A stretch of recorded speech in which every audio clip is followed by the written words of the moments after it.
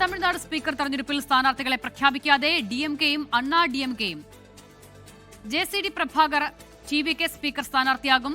M രവിശങ്കറാണ് deputy speaker സ്ഥാനാർത്ഥി. നാളെ രാവിലെ 9:30 തെരഞ്ഞെടുപ്പ്. മനേഷ് മൂർത്തി വിവരങ്ങൾ നൽകാനായി ചേരുകയാണ്. മനീഷ്, ഭൂരിപക്ഷം TVK-ക്കായ സ്ഥിതിക്ക് മറ്റൊന്നും സംഭവിക്കില്ല എങ്കിൽ പോലും സ്ഥാനാർത്ഥികളെ നിർത്തും എന്ന് പ്രതീക്ഷിച്ചിരുന്നു, പ്രത്യേകിച്ച് മുഖ്യ പ്രതിപക്ഷമായ DMK-യിൽ. എങ്കിലും അതുണ്ടാകുന്നില്ല അല്ലേ?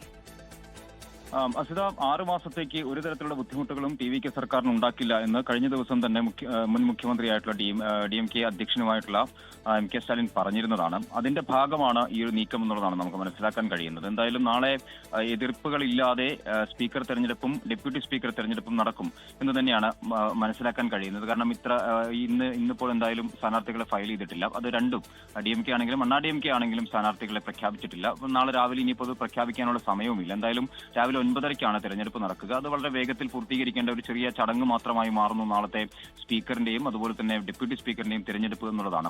JCD പ്രഭാകറാണ് DVK-യുടെ സ്ഥാനാർത്ഥി. അദ്ദേഹം അണ്ണാ DMK-യിൽ ഉണ്ടായിരുന്ന ആളാണ്. 2 തവണ MLA ആയിരുന്ന ആളാണ്. സഭാകാര്യങ്ങളിലൊക്കെ നല്ല ധാരണയുള്ള ഒരു വ്യക്തിയുമാണ്.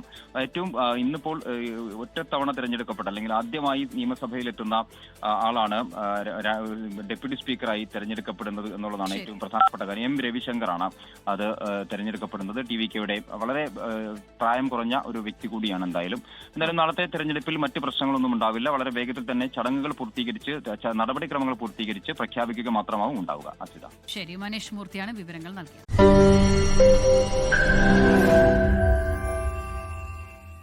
ലോകത്തെവിടെയായാലും ഏത് സമയത്തും 24 വാർത്തകളും ഓഗ്മെന്റഡ് റിയാലിറ്റി പാക്കേജുകളും എക്സ്പ്ലെയിനറുകളും വിശദമായി കാണാൻ ഞങ്ങളുടെ YouTube ചാനൽ നിങ്ങൾക്ക് സബ്സ്ക്രൈബ് ചെയ്യാം.